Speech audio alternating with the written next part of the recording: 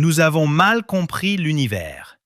Ces mots ne sont pas les miens, mais ceux d'Adam Rees, physicien lauréat du prix Nobel à l'université Johns Hopkins, un homme qui a consacré sa carrière à mesurer la vitesse à laquelle le cosmos s'éloigne. Et il n'est pas dramatique, il lit ses propres données et nous dit clairement que quelque chose dans notre modèle de la réalité ne colle pas.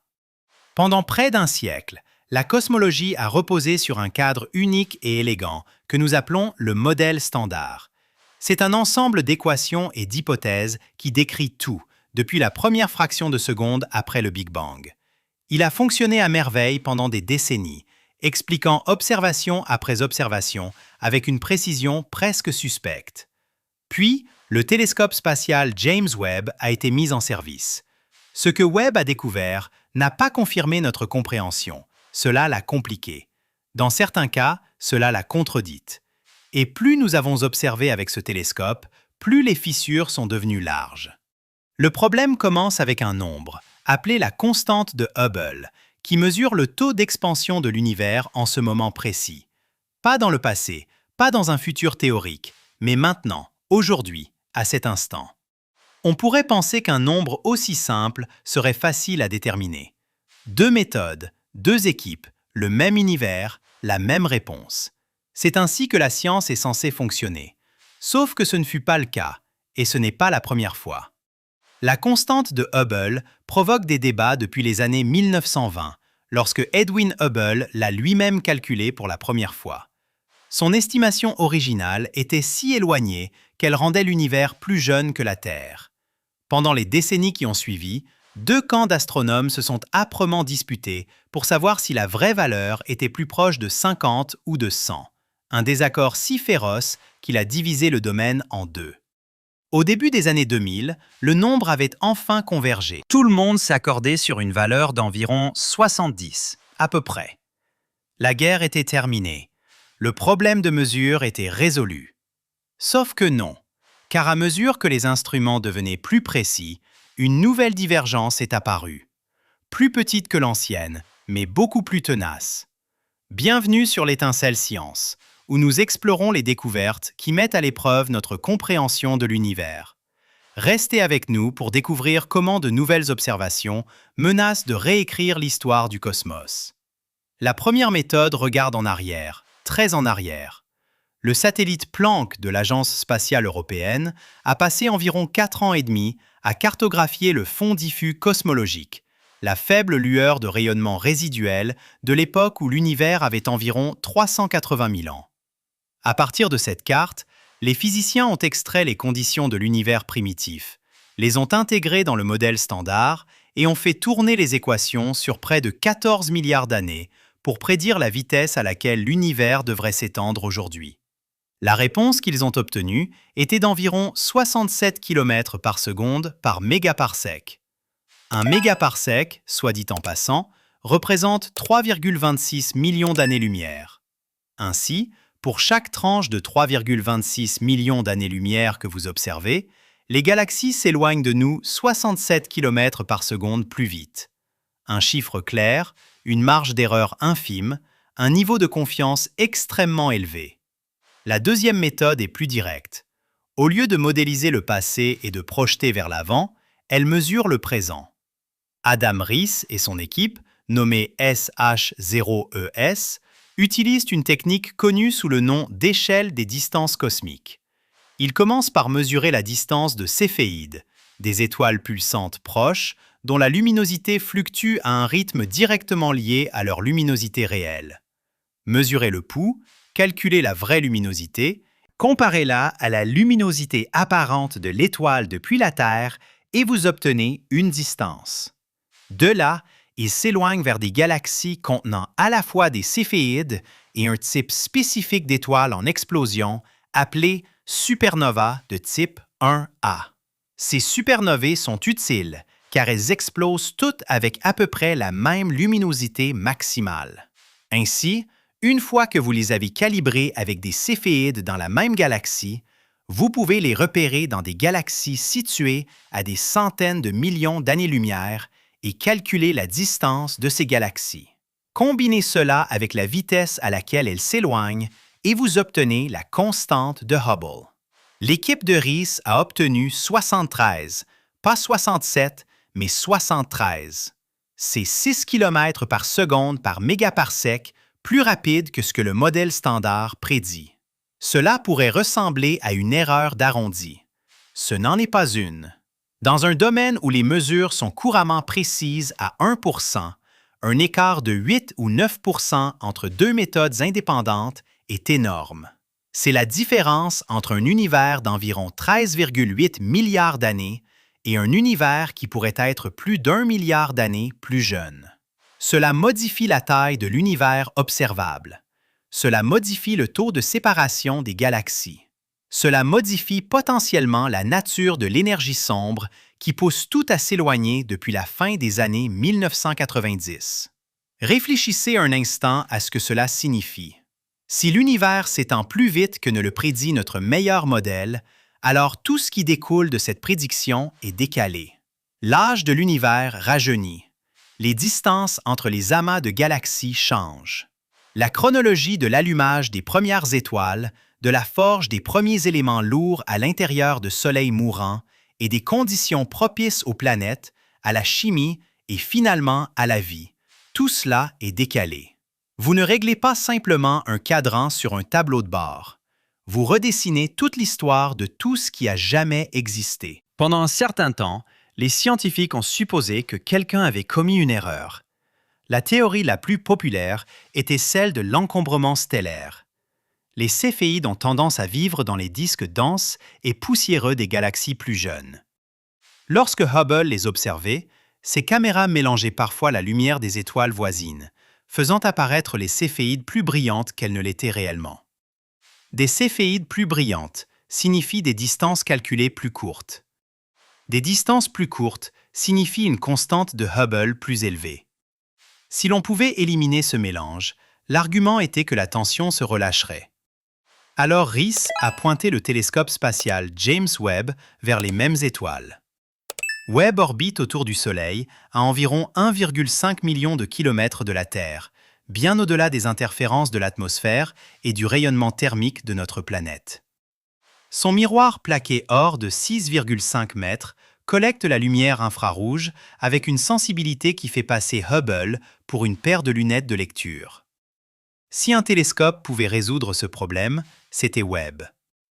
L'attente de nombreux spécialistes était que Webb réduirait doucement la tension, que sa vision plus nette révélerait le mélange, corrigerait les distances et ramènerait la constante de Hubble en accord avec le modèle standard. Certains astronomes rédigeaient déjà la nécrologie de la crise avant même que les données n'arrivent. Les caméras infrarouges de Webb peuvent traverser la poussière et l'encombrement avec une précision que Hubble n'a jamais eue. Si le mélange était le problème, Webb le montrerait. Les céphéides apparaîtraient plus faibles à travers les yeux de Webb. Les distances s'étireraient et la constante de Hubble retomberait vers 67. Crise évitée. Ce n'est pas ce qui s'est passé. Webb a confirmé les chiffres de Hubble, non pas approximativement, mais presque exactement. Les céphéides ont la même apparence. Les distances ont été maintenues. Le taux d'expansion est resté à 73. Début 2024, l'équipe SH0ES a publié un article dans l'Astrophysical Journal Letters, annonçant qu'elle avait désormais couvert toute la gamme des observations de céphéides de Hubble avec Webb, s'étendant jusqu'à une galaxie appelée NGC 5468, à environ 130 millions d'années-lumière de la Terre, soit un millier de céphéides dans 5 galaxies hautes de 8 supernovae. La conclusion était sans équivoque. L'erreur de mesure pouvait être écartée avec une très grande confiance. Riess l'a dit simplement. Avec les erreurs éliminées, ce qui reste est la possibilité que nous ayons mal compris l'univers. Lors d'une conférence en 2019 à l'Institut Kavli de physique théorique en Californie, Riess a demandé à David Gross, lauréat du prix Nobel de physique des particules, si le domaine devrait commencer à appeler cette divergence un problème. Gross l'a corrigé. Il a dit qu'il ne devrait pas l'appeler une tension et qu'il ne devrait pas l'appeler un problème. Il devrait l'appeler une crise. En décembre 2024, la crise s'était approfondie. L'équipe de Rees a publié sa plus grande étude web à ce jour, utilisant des données collectées au cours des 2 premières années d'opération du télescope. Ils ont utilisé 3 méthodes distinctes pour mesurer les distances aux galaxies hautes de supernovae, recoupant les céphéides avec les étoiles de carbone, et une technique appelée le point de la branche des géantes rouges. Les 3 méthodes concordaient avec les mesures originales de Hubble. Les 3 indiquaient un univers s'étendant plus rapidement que ce que le modèle standard permet. Donc, soit le modèle est faux, soit quelque chose se cache dans la physique que nous n'avons pas pris en compte. Tout le monde n'est pas d'accord sur la réalité de cette tension. Wendy Friedman, astronome à l'Université de Chicago, a passé des années à construire une échelle de distance indépendante qui s'appuie moins fortement sur les céphéides. Son équipe utilise d'autres types d'étoiles, des géantes rouges et une classe appelée étoile JAGB, que l'on trouve dans des régions moins encombrées des galaxies et qui sont moins susceptibles d'être affectées par la poussière et le mélange. Lorsqu'elle a soumis sa propre analyse web en août 2024, ces 3 méthodes ont donné des réponses différentes. Les méthodes des géantes rouges et des JAGB se situaient entre 68 et 70, en accord avec le modèle standard. Sa mesure des céphéides était plus élevée, proche de 72, mais avec des incertitudes plus grandes. Son résultat combiné global était d'environ 70, se situant dans une sorte de no man's land entre les 2 camps. Saul Perlmutter, cosmologiste lauréat du prix Nobel à l'UC Berkeley, qui a examiné les données de Friedman avant leur publication, a noté que les résultats suggèrent qu'il pourrait y avoir une tension au sein des mesures basées sur les étoiles elles-mêmes, avant même de les comparer au fond diffus cosmologique. C'est un problème d'un autre genre. Cela signifie que l'échelle des distances, l'outil sur lequel les astronomes s'appuient depuis un siècle pour cartographier l'univers proche, pourrait avoir des problèmes non résolus à sa fondation qu'aucun télescope ne peut corriger. Rees a répliqué, arguant que l'équipe de Friedman avait utilisé un sous-ensemble petit et potentiellement non représentatif de supernovas dans son analyse, ce qui pourrait biaiser les résultats vers le bas. Le désaccord entre les 2 camps est devenu l'une des rivalités les plus suivies de la physique moderne. 2 équipes, toutes 2 brillantes, toutes 2 prudentes, toutes 2 observant le même ciel, arrivant à des conclusions différentes sur ce que le ciel leur dit. Une possibilité qui refait surface est celle de l'énergie sombre précoce, une explosion hypothétique d'expansion supplémentaire qui s'est produite au cours des quelques centaines de milliers d'années après le Big Bang, puis a disparu. Si quelque chose de tel s'était produit, cela aurait modifié les conditions de l'univers primitif juste assez pour décaler la prédiction de Planck vers le haut, plus près de 73, sans briser les autres aspects que le modèle standard réussit à expliquer.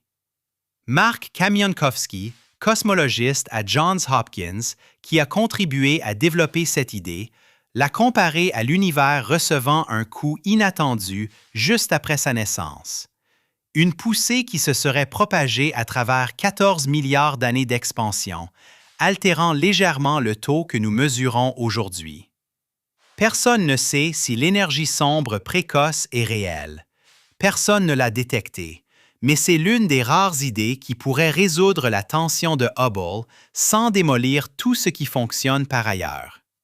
La tension suffirait à elle seule, mais Webb a porté un deuxième coup. Presque dès que le télescope a commencé à observer, il a trouvé des galaxies dans l'univers primitif qui n'avaient aucune raison d'être là. Non pas de petites galaxies faibles et jeunes, ce que le modèle standard prédisait à ces distances, mais des galaxies massives. Des galaxies telles qu'elles existaient seulement 500 à 700 millions d'années après le Big Bang. Certaines d'entre elles rivalisant avec la Voie lactée en masse. Une galaxie qui a mis 13 milliards d'années à se construire dans notre propre voisinage s'était apparemment assemblée en moins d'1 milliard. Mike Boylan Colchin, astronome à l'Université du Texas à Austin, a effectué les calculs dans une étude publiée dans Nature Astronomy. Il a montré que 6 des candidats galaxies les plus précoces et les plus massives observées par Webb atteignaient la limite absolue de ce que le modèle standard permet. Pour former des galaxies aussi lourdes, aussi rapidement, presque tous les atomes disponibles dans leur halo de matière noire environnant auraient dû se convertir en étoiles. Dans un univers normal, ce taux de conversion se situe autour de 10%. 90% du gaz ne parvient tout simplement jamais à former quoi que ce soit. Il est trop chaud, il est soufflé par le rayonnement ou il dérive simplement. Ces galaxies semblent fonctionner à 100% d'efficacité, comme une usine qui transforme chaque débris de matière première en produit fini sans aucun déchet. La physique ne fonctionne pas ainsi, pas dans aucun modèle que quiconque avait construit. La réaction initiale fut, franchement, l'alarme. Si des galaxies aussi massives se sont réellement formées aussi rapidement, alors soit nos modèles de formation des galaxies sont profondément incomplets, soit le modèle standard de la cosmologie lui-même doit être révisé. Certains physiciens ont proposé que de nouvelles particules ou forces aient pu exister dans l'univers primitif, accélérant la formation d'étoiles au-delà de tout ce que les modèles actuels prédisent. Puis est venue une correction. Catherine Chervin, une étudiante diplômée également de l'Université du Texas, a dirigé une étude publiée à la mi-2024 qui a réexaminé les données. Elle a découvert que de nombreuses galaxies apparemment surmassives étaient trompées par leur propre trou noir. Ces galaxies, surnommées les petits points rouges, en raison de leur couleur et de leur taille compacte, abritaient des trous noirs qui dévoraient rapidement le gaz. Le frottement de toute cette matière en chute libre l'a chauffée à des températures extrêmes. Et cette chaleur rayonnait vers l'extérieur sous forme de lumière, beaucoup de lumière, se mélangeant à la lumière stellaire de la galaxie elle-même.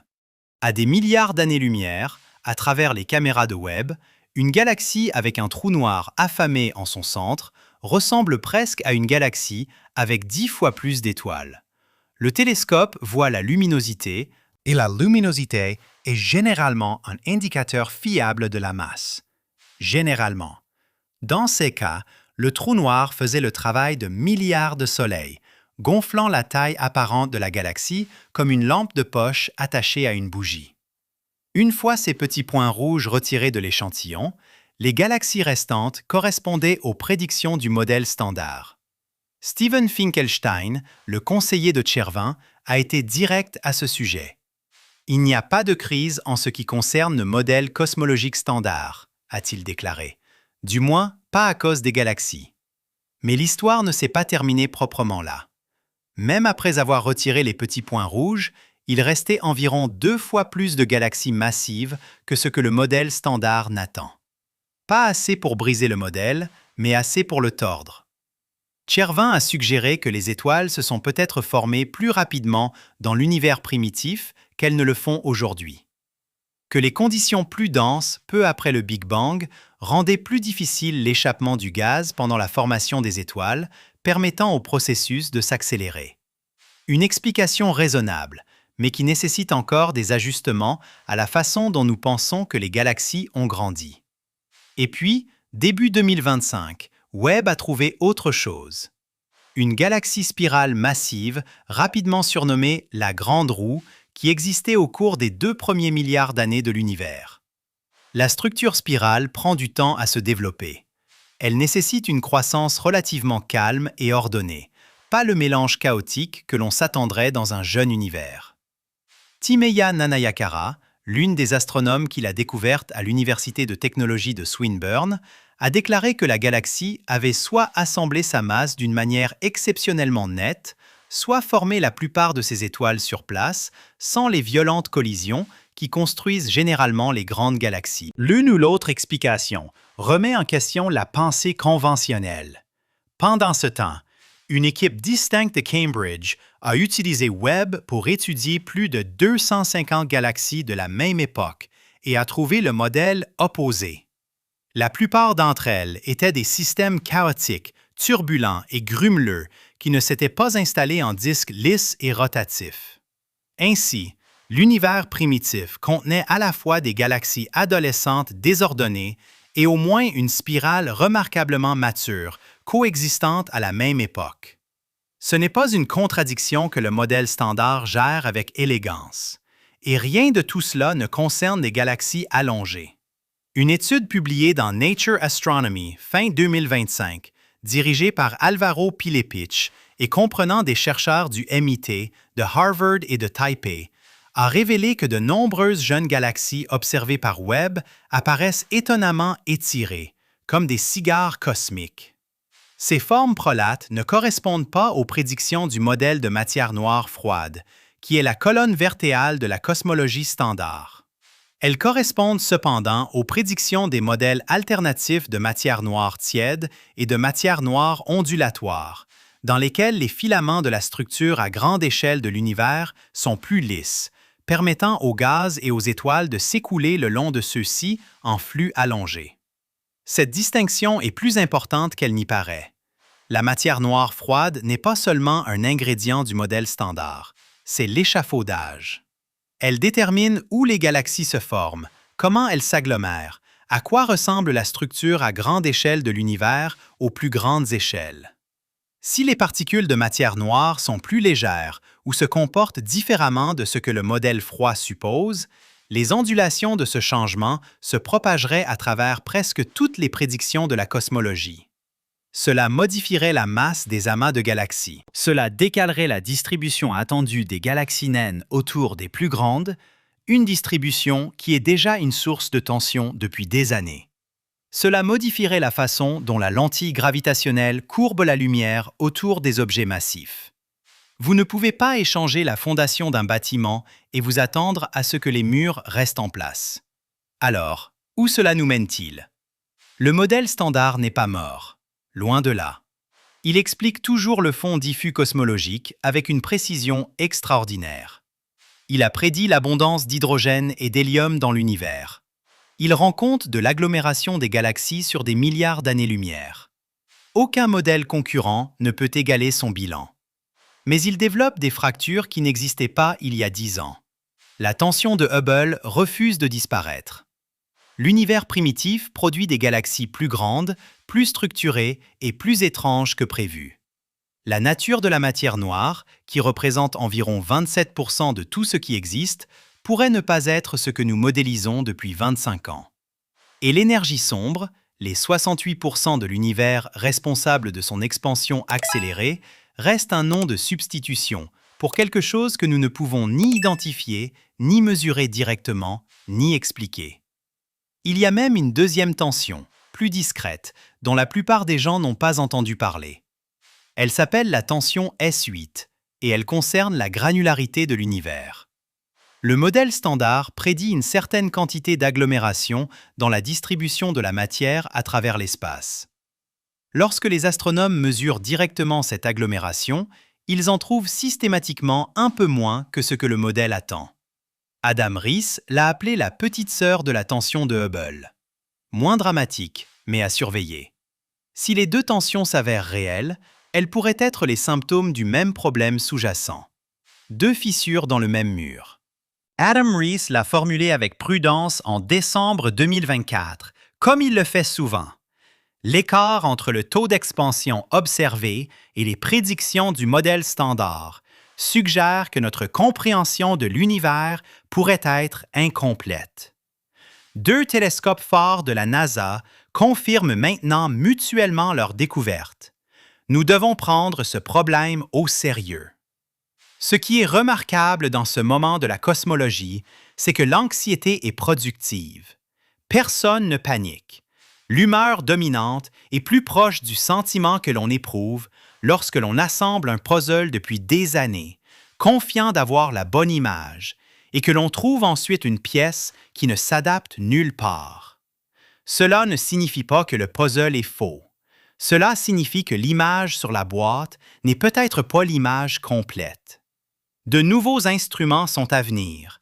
Le télescope spatial Nancy Grace Roman de la NASA effectuera des relevés à grand champ conçus spécifiquement pour étudier l'énergie sombre. La mission Euclid de l'Agence spatiale européenne est déjà en train de cartographier la géométrie de l'univers à une échelle qu'aucun télescope n'a jamais tenté auparavant.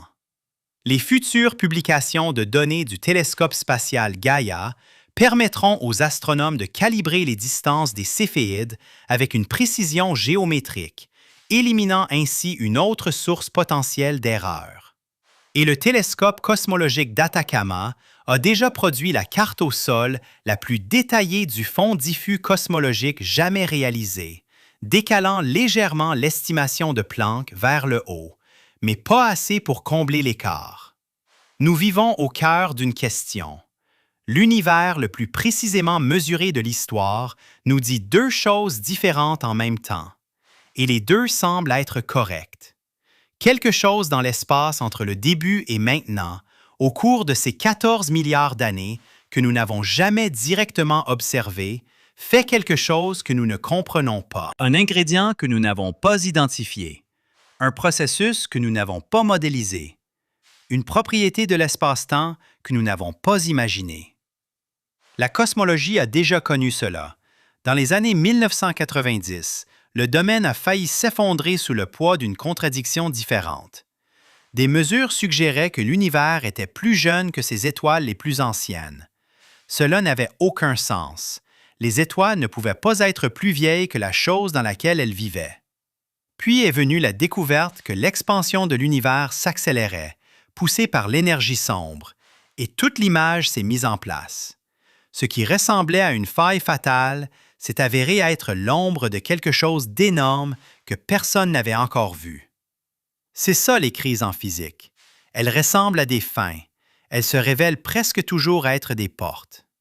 Si vous pouviez en quelque sorte vous tenir en dehors de l'univers et observer ce moment, vous verriez une espèce sur une petite planète rocheuse, orbitant autour d'une étoile quelconque dans les banlieues d'une galaxie de taille moyenne, utilisant des miroirs et des mathématiques pour discuter de savoir si la réalité s'étend 6% plus vite qu'elle ne le devrait et s'en inquiéter sincèrement. C'est soit absurde, soit magnifique. Et je pense que cela pourrait être les deux. Ce n'est pas un échec. Honnêtement, c'est le contraire. C'est à cela que ressemble une science, lorsqu'elle atteint la limite de ce qu'elle sait et continue de pousser. L'univers n'est pas brisé. Notre carte de celui-ci est simplement incomplète, et la prochaine version, quand elle arrivera, sera plus étrange et plus belle que tout ce que nous avons dessiné jusqu'à présent.